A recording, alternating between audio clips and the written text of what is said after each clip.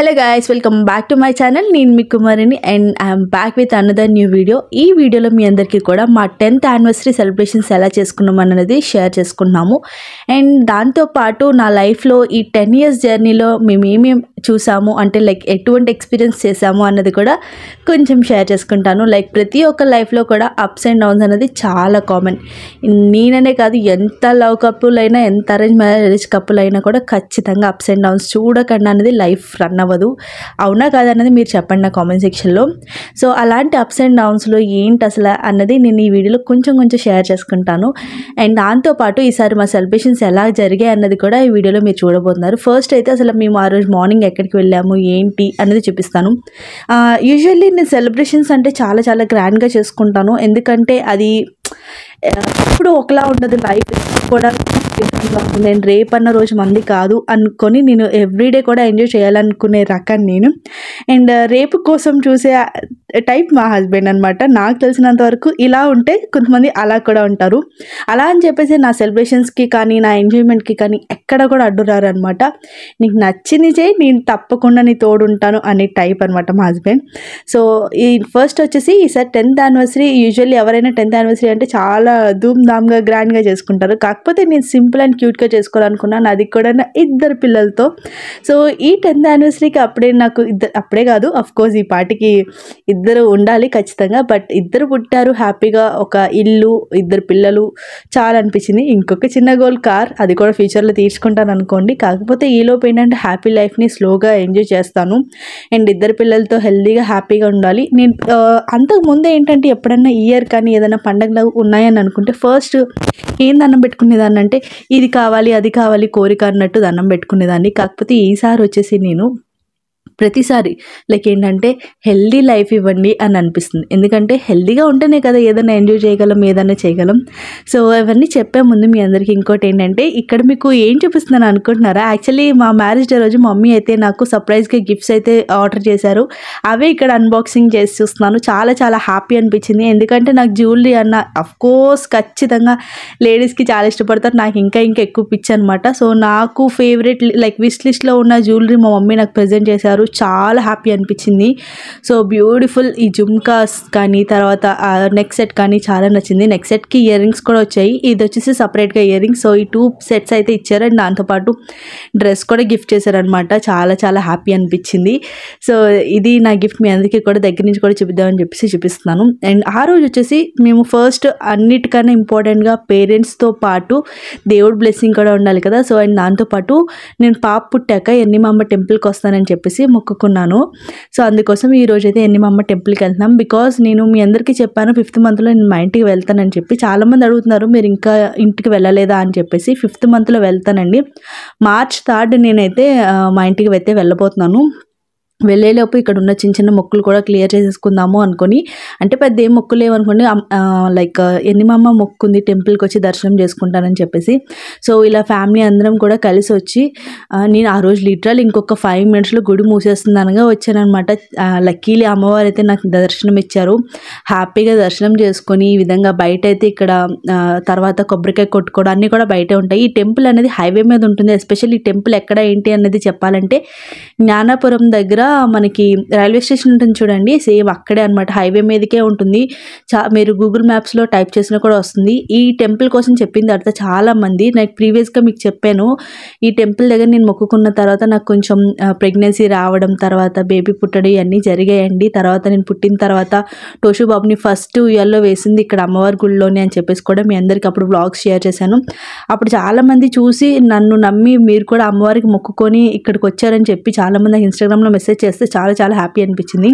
So అందుకోసం నేను 2వ సారి కూడా నాకు పాప పుట్టాలని చెప్పి దండం పెట్టుకున్నాను. సో అమ్మవారు నాకు ఇచ్చారు కాబట్టి అమ్మవారికి పాపను చూపిద్దామని చెప్పేసి మొత్తం 4 కూడా కలిసి విధంగా అయితే ఫస్ట్ అయితే ఇక్కడ టెంపుల్కి వచ్చి అమ్మవారి దర్శనం అయిపోయిన తర్వాత కొబ్బరికాయ కొట్టుకుంటున్నాను. ఎందుకంటే మెయిన్ మీకు చెప్పాను కదా 5 minutesలో గుడి మూసేస్తున్నారు. పిల్లలతో ఏమో ఎర్లీగా మార్నింగ్ వెళ్దామంటే కుదరలేదు. అండ్ దాంతోపాటు మా హస్బెండ్ వచ్చేసి ఆ రోజు మార్నింగే వచ్చారనమాట, లైక్ సెలవు పెట్టుకొని. దానివల్ల ఇంకా ఎర్లీగా వెళ్ళడానికి కూడా కుదరలేదనమాట. సో తను వచ్చిన తర్వాత 2 పిల్లల్ని ఫాస్ట్గా రెడీ చేసుకొని వెళ్ళాలంటే కొంచెం టఫే, కానీ ఫైనలీ అమ్మవారి దర్శనం అయితే అయ్యింది కాబట్టి చాలా హ్యాపీ. అండ్ ఇంకా మీలో ఎవరన్నా ఈ టెంపుల్ తెలుసా అండ్ తెలుసుంటే కామెంట్ సెక్షన్లో తప్పకుండా చెప్పండి. అండ్ దాంతోపాటు ఎవరెవరు వెళ్ళాలనుకుంటున్నారు అండ్ మీరు ఒకళ్ళు మొక్కుకుంటే మాత్రం తప్పకుండా తీరుస్తారు. అమ్మవారు చాలా పవర్ఫుల్ అనమాట పిల్లల కోసం. కానీ ఏ విషయమైనా, జాబ్ విషయమైనా, ఎలాంటి విషయమైనా కూడా హ్యాపీగా మీరు మనస్ఫూర్తిగా దండం పెట్టుకుంటే ఖచ్చితంగా తీరుతుందనమాట. సో ఈ అడ్రస్ కోసం మీకు కావాలి అని అనుకుంటే ఇది వైజాగ్లో ఉంటుంది. వైజాగ్ జ్ఞానాపురం రోడ్ దగ్గర. నేను ఎగ్జాక్ట్గా చెప్తున్నానా అంటే జ్ఞానపురం అన్నది కరెక్ట్గా చెప్తున్నా లేదో తెలియదు, కానీ చెప్పకపోయినా మీరు ఒక్కసారి గూగుల్లో Ernimamba temple in Vizag near railway station అని కొడితే తప్పకుండా మీకు చూపిస్తుంది, చూసేయండి. అండ్ దాని తర్వాత ఇంకా వెళ్ళేదారిలో ఇక్కడ సంపత్ వినాయక టెంపుల్ కూడా ఉంటుంది. మీలో చాలామందికి తెలిసే ఉంటుంది, చాలా చాలా ఫేమస్ అనమాట. సో ఇక్కడికి కూడా వచ్చి హ్యాపీగా విఘ్నేశ్వరుడికి కూడా దండం పెట్టుకొని కాసేపు కూర్చొని రిలాక్స్ అయ్యి వెళ్ళిపోయామన్నమాట. సో ఈ విధంగా మార్నింగ్ అయితే ఖచ్చితంగా లైక్ చెప్పాలంటే మార్నింగ్ కూడా కాదు, మిడ్ మార్నింగ్ అయితే దేవుడి దర్శనం అయితే చేసుకొని ఇంటికి వెళ్ళాము. సో ఇంటికి వెళ్ళేసరికి ఆల్మోస్ట్ 1 అయిపోయింది. సో ఇంకా ఫుల్ ఆకలి అండ్ దాంతోపాటు ఎండలో వచ్చాము కాబట్టి ఫస్ట్ అయితే టోషిత్కి అన్నం తినిపించేసాను. ఈలోపు వచ్చేసి మా మమ్మీ పప్పు అండ్ చిక్కుడుగాయ, వంకాయ, ఆలుగడ్డ సంథింగ్ అన్ని కలిపి కర్రీ అయితే వండారు. బికాజ్ ఆ రోజు నేను నాన్ వెజ్ తినాను, వెజ్ తింటాను, ఫ్రైడే కదా. సో నాన్ వెజ్ తినాను. దుర్గమ్మకి మీకు తెలుసు కదా, దుర్గమ్మకి ఎక్కువ దండం పెట్టుకుంటానని.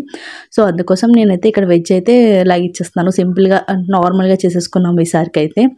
అండ్ ఈవినింగ్ వచ్చేసి మా మమ్మీ వాళ్ళు కేక్ కటింగ్ చేపిస్తాను అన్నారు. సో ఈసారి ఏంటంటే కేక్ కటింగ్ చేద్దాంలే వద్దులే అన్న టైప్లో ఉన్నాను అనమాట. సో ఫైనల్లీ మా మమ్మీ వాళ్ళు అయితే కేక్ కటింగ్ చేపిస్తున్నారు. మీ అందరికీ చెప్తా అన్నాను కదా, నా లైఫ్లో అప్స్ అండ్ డౌన్స్ చెప్తానన్నాను, ఇదేంటి చెప్పలేదని అనుకుంటున్నారా? సో ఇప్పుడైతే చెప్తాను. ఎందుకంటే కేక్ కటింగ్ అనేది మీరు చూస్తున్నారు కాబట్టి దానికి స్పెషల్గా ఎక్స్ప్లెనేషన్ ఏం అవసరం లేదు కాబట్టి చెప్తాను. అండ్ ఫస్ట్ థింగ్ వచ్చేసి ప్రతి ఒక్క లైఫ్లో ఖచ్చితంగా అప్స్ అండ్ డౌన్స్ ఉంటాయి. ఎందుకని అనుకుంటున్నారా? మ్యారేజ్ అయిన తర్వాత ఎవరూ తెలియని వ్యక్తితో మనం మ్యారేజ్ చేసుకున్న తర్వాత లైక్ వాళ్ళ లైఫ్ వేరుంటుంది, వాళ్ళు పెరిగిన విధానం వేరుంటుంది, మనం పెరిగిన విధానం వేరుంటుంది. ఇద్దరు ఒకే ఇంట్లో ఉండి ఒకేలా ఆలోచించడం అనేది ఇట్స్ ఇంపాసిబుల్. ఖచ్చితంగా పెళ్ళైన ప్రతి ఒక్కరికి కూడా 1 year నుంచి 2 years దాకా గొడవలు అవుతూనే ఉంటాయి. చిన్నది పెద్దది ఇలాగ ఏదో గొడవలు అవుతూనే ఉంటాయి. కాకపోతే దాన్ని మనం తట్టుకొని నిలబడితే హ్యాపీగా లైఫ్ అనేది లీడ్ చేసేయచ్చు.